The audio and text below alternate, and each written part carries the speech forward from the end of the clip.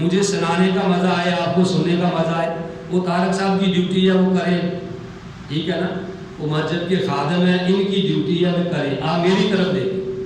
فقالوا، صحابہ نے کہا، پیارے نبی علیہ الصلوۃ والسلام کے جو صحابہ تھے نا انہوں نے کہا انہا میتۃ، یا رسول اللہ یہ تو مری ہوئی ہے۔ فقالوا، صحابہ نے کہا انہا میتۃ، یا رسول اللہ صلی اللہ علیہ وسلم یہ تو مری ہوئی ہے۔ فقال، پیارے نبی علیہ السلام نے فرمایا یطاہرھا الماء والقرض، کہ کیکر کی چھال اور پانی، یطاہرھا وہ اس کو پاک کر دیتا ہے۔ مطلب کیا ہے کہ اس وقت عرب کے لوگ یعنی ککر دی جڑے پتے سی ککر دے یعنی جڑے ساک ہے ساک ان کو اتار کے پانی میں گرم کرتے تھے تو اس سے کھال کو رنگ لیتے تھے، جیسے آج ہمارے کسائی مسالہ وغیرہ لگاتے ہیں، نیا دور جدید دور ہے تو اب وہ مسالہ لگاتے ہیں، نمک لگاتے ہیں، ٹھیک ہے نا جی۔ تو اس وقت ککر کے جو پتے وغیرہ تھے، ککر کے ساک وغیرہ اتار کے تو اس کے اندر اس کو یعنی ابال لیتے تھے، پکا لیتے تھے۔ تو نبی علیہ الصلوۃ والسلام نے فرمایا، پیارے نبی کا فرمان ہے یطاہرھا الماء والقرض، کہ وہ کیکر کی چھال اور پانی اس کو پاک کر دیتی۔ تو بھائیو یہ حدیث سے ثابت ہو گیا کہ اگر مری ہوئی بکری ہے یا گائے ہے یا بھینس ہے، اس کی کھال اگر اتار لی جائے جائز ہے، اس کو استعمال میں لایا جا سکتا ہے، اس کو فروخت کیا جا سکتا ہے، اس کا یعنی ڈول وغیرہ بنایا جا سکتا ہے، چمڑے کی جو بھی چیزیں تیار ہیں اس سے تیار کی جاتی ہیں۔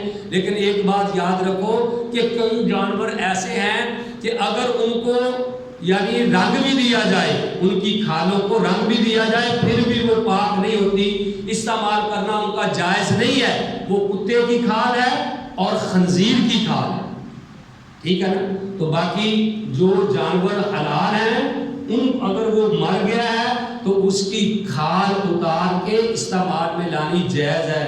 اللہ کے بندے تسی کھالوں روندے اتنے مرے ہوئے گوشت کھلا رہے، ٹھیک ہے نا، گوشت حرام ہے، ٹھیک ہے نا جی۔ تو اس طریقے سے کھال اتار لی جائے تو جائز ہے۔ بھائی نے سوال کیا تھا کہ قرآن و سنت کی روشنی میں جواب دو، تو الحمدللہ اللہ کا قرآن بھی پیش کیا ہے اور پیارے نبی علیہ السلام والسلام کا فرمان بھی پیش کیا ہے۔ اور اسی طرح ایک بھائی نے سوال کیا جی زکوٰۃ نکالنے کا کیا طریقہ ہے۔ اب میں یعنی آپ کو الجبرا یا تو میتھ نہیں سمجھا سکتا، لیکن آسان سی بات یہ ہے کہ جتنی بھی آپ کے پاس رقم ہے، جتنی بھی آپ کے پاس رقم ہے 40 پہ اس کو تقسیم کر دو، جتنا جواب آئے یعنی اتنا ہی یعنی وہ اس کی زکوٰۃ ہو۔ فرض کرو کہ آپ کے پاس جتنے بھی پیسے ہیں 40,000 ہے، 50,000 ہے، لاکھ ہے، 2 لاکھ ہے، اس کو آپ 40 پہ تقسیم کر دو، جتنا جواب آئے اتنی اس کی زکوٰۃ بنے گی، ٹھیک ہے۔ آسان طریقہ تو یہ ہے۔ باقی ایک سوال اور ہے جی کیا سید لڑکی کا نکاح غیر سید کے ہاں ہو سکتا ہے؟ قرآن و سنت کی روشنی میں جواب دو۔ میرے بھائیوں بات یہ ہے کہ قرآن نے جن کو حرام کہا ہے نا کہ جن کے ساتھ نکاح نہیں ہو سکتا، اللہ احکم الحاکمین نے قرآن کے اندر، کیونکہ ٹائم تھوڑا ہے میں یعنی وہ سارا تو وضاحت نہیں کر سکتا، ان کو کہتے ہیں حرمات عبدیہ، حرمات عبدیہ، کہ وہ نکاح جن کے ساتھ ہمیشہ نکاح حرام ہے ان میں سید زادی یا سید زادیہ نہیں آتا۔ تو اس سے یہ ثابت ہو گیا کہ سید زادی سے غیر کا نکاح ہو سکتا ہے، تو اس میں کوئی حرج والی بات نہیں ہے۔ اگر آپ نے مطالعہ کرنا تو سورہ نساء ہے، پارہ نمبر 4 ہے اور آیت نمبر غالباً 23 ہے، غالباً میں نے کہا، ٹھیک ہے نا جی، 23 آیت نمبر ہے، 4 پارہ ہے، سورہ نساء ہے۔ اس میں اللہ نے فرما دیا کہ حرمت علیکم، جو بھی جتنی بھی حرام تمہارے لیے جن سے نکاح نہیں ہو سکتا ان میں یہ سید زادی کا مسئلہ نہیں آتا، تو یہ نکاح جائز ہے۔ اگلا ایک سوال ہے جی کسی نے میسج پھیلایا کہ موبائل پاک نہیں ہوتا، اس لیے اس میں قرآنی آیات یا احادیث SMS نہ کیا کرے۔ ویسے بھی یہ قیامت کی نشانی ہے کہ لوگ قرآنی آیات مٹائیں گے۔ یعنی بھائیوں یہ دیکھو سب فضول باتیں۔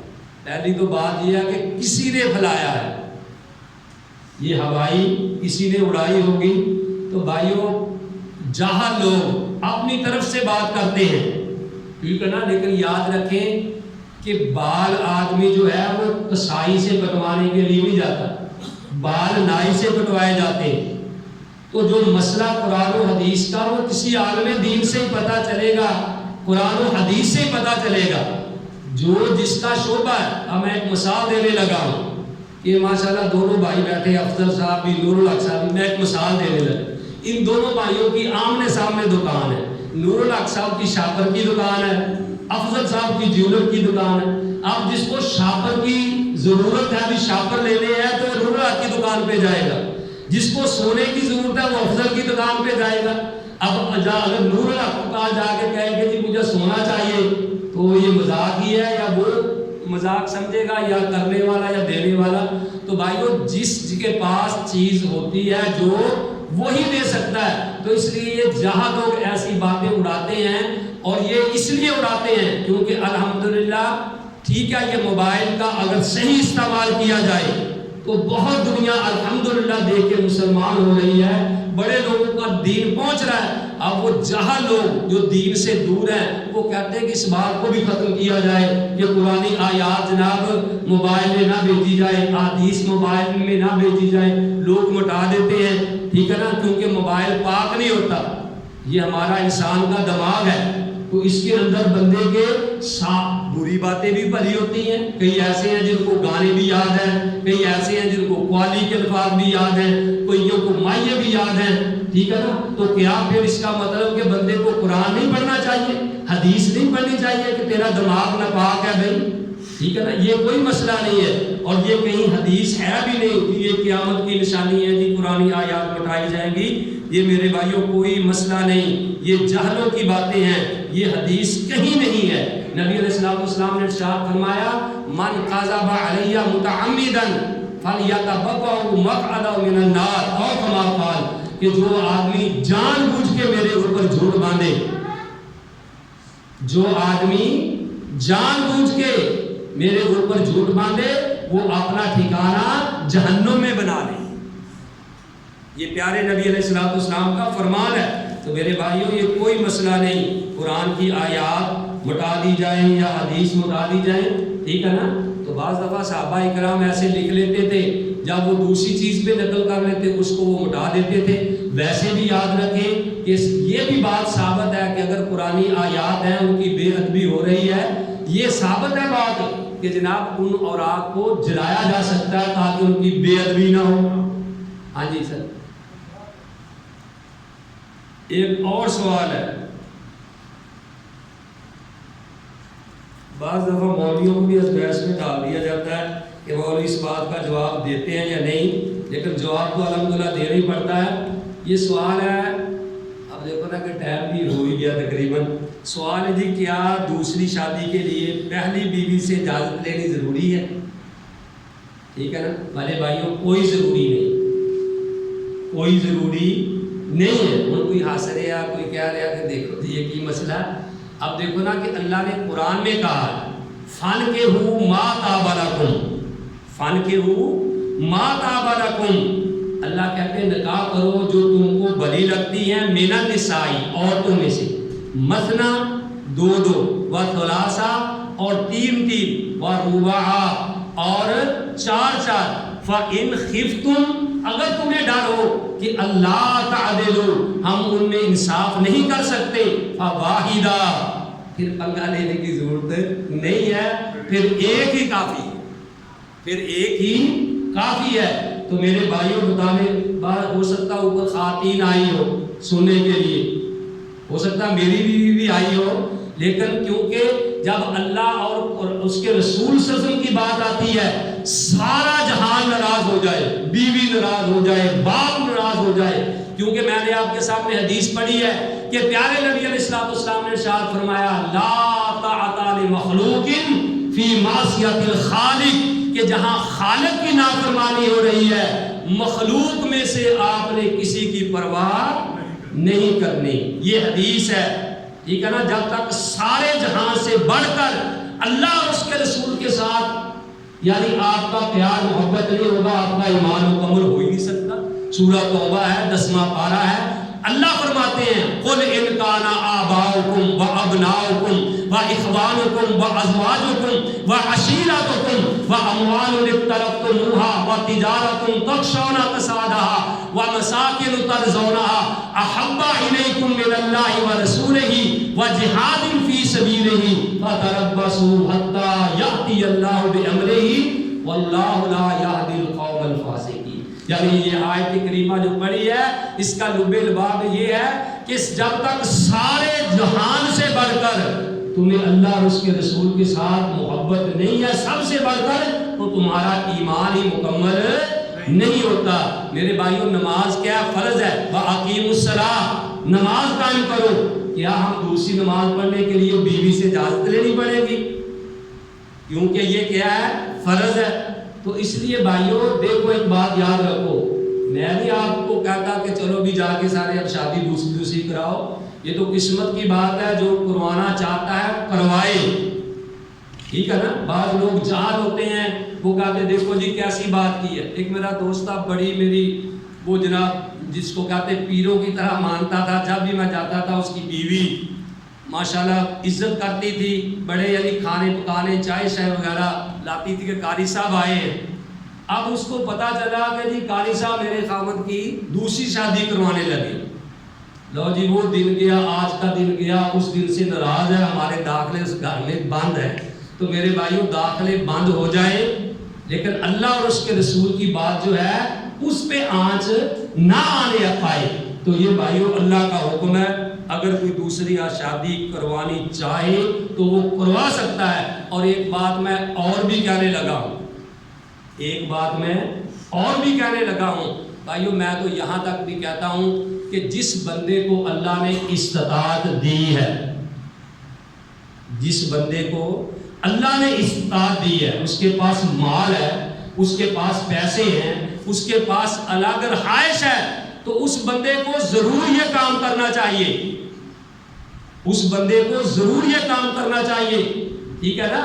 اب اگر آپ کوئی غصہ کرو گے تو میرے بھائیوں میں نے پہلے بھی کئی بار بات کہی ہے کہ جس بندے کو اللہ اور اس کے رسول کی بات سن کے غصہ آئے وہ مسجد میں بات سے نکلے گا اس کے ایمان کا جنازہ پہلے نکل جائے.